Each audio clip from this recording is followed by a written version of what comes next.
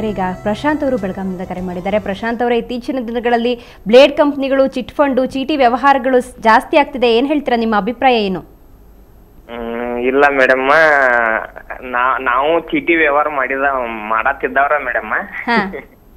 ಅಂದ್ರೇನ ನಾವು ಫ್ರೆಂಡ್ ಸರ್ಕಲ್ದೊಳಗ ಮಾಡ್ತಿದ್ದೇವೆ ಮೇಡಮ್. ಅದನ್ನ 20 ಜನ ಅದು ಕೂಡಿ ಅದನ್ನ ಆತರ ಮಾಡೋದ್ರಿಂದ ಅಪರಾಧ ಅಂತೇಳಿ ಇದಾಕತಿ ಅಂತ ಹೇಳಿ ನಾವು ಕೇಳಿದೆ ಮೇಡಮ್. ಈಗ ಅದನ್ನ ಮಾಡ್ಬೇಕಾದ್ರೆ ಲೈಸೆನ್ಸ್ ಅದು ತಗಸ್ಬೇಕು, ಗೌರ್ಮೆಂಟ್ ಇಂದ ಅನುಮತಿ ಪಡಿಬೇಕು ಅಂದ್ರಲ್ಲ ಮೇಡಮ್. ಅದನ್ನ ಯಾವ ತರ ನಾವು ಪಡ್ಕೋಬಹುದು, ಮತ್ತ ಅದಕ್ಕೆ ಎಷ್ಟು ಖರ್ಚು ಹತ್ತತಿ, ಮತ್ತ ಅದಕ್ಕೆ ನಾವು ಗೌರ್ಮೆಂಟ್ ಏನಾರ ತುಂಬಬೇಕಾಗತ್ತ ವರ್ಷ. ಓಕೆ ಓಕೆ ಓಕೆ ಭಾನುಪ್ರಕಾಶ್ ಅವರೇ, ನೀವೇನು ಹೇಳ್ತೀರಾ? ಅವರ ಪ್ರಶ್ನೆ, ಅವ್ರು ಕೇಳ್ತಕ್ಕಂಥ ಪ್ರಶ್ನೆ ಬಹಳ ಸೂಕ್ತವಾದದ್ದು. ಇಂಡಿವಿಜುವಲ್ ಆಗಿ ಅಂದರೆ ವೈಯಕ್ತಿಕವಾಗಿ ಯಾರೇ ಒಬ್ಬರು ಚೀಟಿ ನಡೆಸ್ಲಿಕ್ಕೆ ಸಾಧ್ಯ ಇಲ್ಲ ಅಂತ ಈಗಾಗಲೇ ಮಾತಾಡ್ಕೊಳ್ತಿದ್ವಿ. ಅದೊಂದು ಪ್ರೈವೇಟ್ ಲಿಮಿಟೆಡ್ ಕಂಪ್ನಿ ಆಗಿರಬೇಕು. ಆ ಕಂಪ್ನಿ ರಿಜಿಸ್ಟ್ರೇಷನ್ ಮಾಡಿಸ್ಕೊಳ್ಳಿಕ್ಕೆ ಒಂದು ಅಪ್ಲಿಕೇಶನ್ ಕೊಟ್ಟು ಇಂತಿಷ್ಟೇ ದುಡ್ಡು ಅಂತಿರ್ತದೆ, ಅಷ್ಟು ದುಡ್ಡನ್ನು ಗೌರ್ಮೆಂಟಿಗೆ ತುಂಬಿಸಿ ಅದರ ನಂತರ ರಿಜಿಸ್ಟ್ರೇಷನ್ಗೆ ಅಪ್ಲೈ ಮಾಡಬೇಕಾಗ್ತದೆ. ಅಪ್ಲೈ ಮಾಡಿದ ನಂತರ ಗೌರ್ಮೆಂಟ್ನವರು ನೀವು ಎಷ್ಟು ದುಡ್ಡಿನ ಚೀಟಿ ನಡೆಸ್ತೀರಾ ಅನ್ನೋದನ್ನು ತಿಳ್ಕೊಂಡು, ಅಥವಾ ನಿಮ್ಮ ಅಪ್ಲಿಕೇಶನಲ್ಲಿ ನೀವು ಕೊಟ್ಟಿರ್ತಕ್ಕಂಥ ಮಾಹಿತಿ ಮೇಲೆ ಇಂತಿಷ್ಟು ದುಡ್ಡನ್ನು ಗೌರ್ಮೆಂಟ್ನಲ್ಲಿ ನೀವು ಡೆಪಾಸಿಟ್ ಮಾಡಬೇಕಾಗ್ತದೆ. ಹಾಗೆ ಡೆಪಾಸಿಟ್ ಮಾಡಿದಂಥ ಸಂದರ್ಭದಲ್ಲಿ ನಿಮಗೆ ಲೈಸೆನ್ಸ್ ಕೊಡ್ತಾರೆ. ಈಗ ಇಂಡಿವಿಜುವಲ್ ಆಗಿ ಮಾಡೋದಾದರೆ ಅದು ಕಂಪ್ಲೀಟ್ಲಿ ಕಾನೂನು ಬಾಹಿರವಾಗಿರ್ತದೆ. ಮಾಡಿ ನಾಳೆ ದಿನ ತೊಂದರೆ ಸಿಗುವಂಥ ಚಾನ್ಸಸ್ ಜಾಸ್ತಿ ಇರ್ತದೆ. ಆ ಹಣದ ಪ್ರಮಾಣದ ಮೇಲೆ ಇದೆಲ್ಲ ನಿರ್ಧಾರ ಆಗುತ್ತೆ. ಓಕೆ, ಗಿರೀಶ್ ಬಾಬು ಅವರು ಬೆಂಗಳೂರಿನಿಂದ ಕರೆ ಮಾಡಿದ್ದಾರೆ. ಗಿರೀಶ್ ಬಾಬು ಅವರೇ, ನಿಮ್ಮ ಅಭಿಪ್ರಾಯ ಏನು? ಇದು ಒಳ್ಳೆ ಕಾರ್ಯಕ್ರಮ ಮಾಡ್ತಾ ಇದ್ರಿ, ಯಾಕಂದ್ರೆ ಜನರಲ್ ಜಾಗೃತಿ ಮೂಡಿಸುವಂತ ಕಾರ್ಯಕ್ರಮ ಇದು.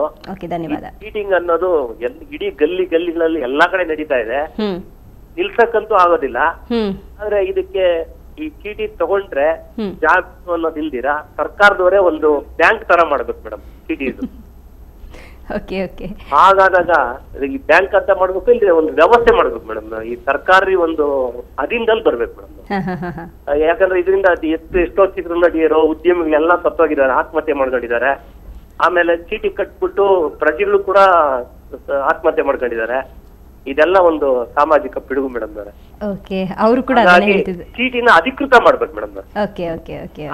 ಅವರು ಯಾವ್ದು ಜಾಮೀನ್ ಇರಬಾರ್ದು.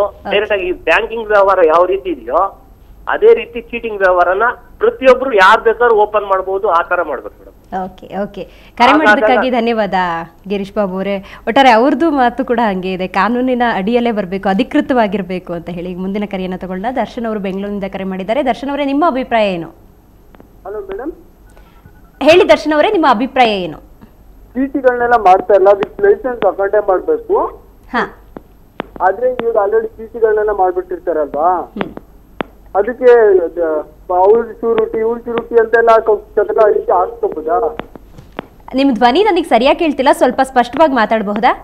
ಶೂರಿಟಿನ ಚೀಟಿ ಮಾಡ್ಬೇಕಾದ್ರೆ ಅವ್ರ ಶೂರಿಟಿ ಇವ್ರ ಶೂರಿಟಿ ಹಾಕ್ಸ್ಕೊಂಡು ಅವ್ರ ಜಾಮೀನು ಇವ್ರ ಜಾಮೀನು ಅಂತ ಹಾಕ್ಸ್ಕೊಂಡು ಮಾಡ್ತಾರಲ್ಲ. Okay, licence ತಗೊಂಡ್ರಲ್ಲ.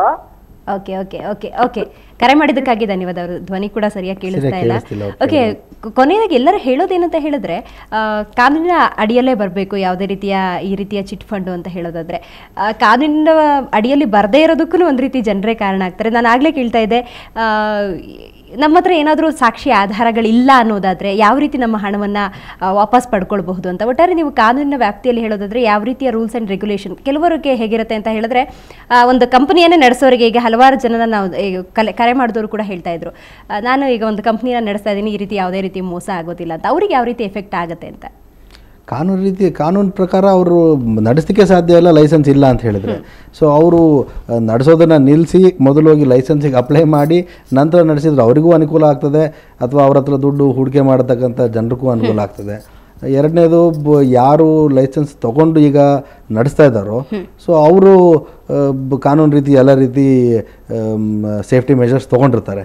ಸೊ ಅಟ್ಲೀಸ್ಟು ಅವ್ರ ಹತ್ರ ಹೋಗಿ ಇನ್ವೆಸ್ಟ್ ಮಾಡೋದಾದರೆ ಸ್ವಲ್ಪ ಮೋಸ ಆಗೋದರ ಪ್ರಮಾಣ ಕಡಿಮೆ ಆಗ್ಬೋದು. ಸ್ವಲ್ಪ ಲೈಸೆನ್ಸ್ ಇಲ್ದಿರೋರು ಅಥವಾ ಇಂಡಿವಿಜುವಲ್ಸ್ ನಡೆಸ್ತಕ್ಕಂಥ ಚೀಟಿಯಲ್ಲಿ ವ್ಯವಹಾರ ಮಾಡದಿರೋದು ಉತ್ತಮ ಅಂತ ನನ್ನ ಅನಿಸಿಕೆ. ಓಕೆ, ಕಾನೂನಿನ ವ್ಯಾಪ್ತಿಯಲ್ಲಿ ಒಂದು ಚಿಟ್ ಫಂಡ್ ಅಂತ ಹೇಳಬೇಕಾದ್ರೆ ಒಂದು ರೀತಿ ಭಯ.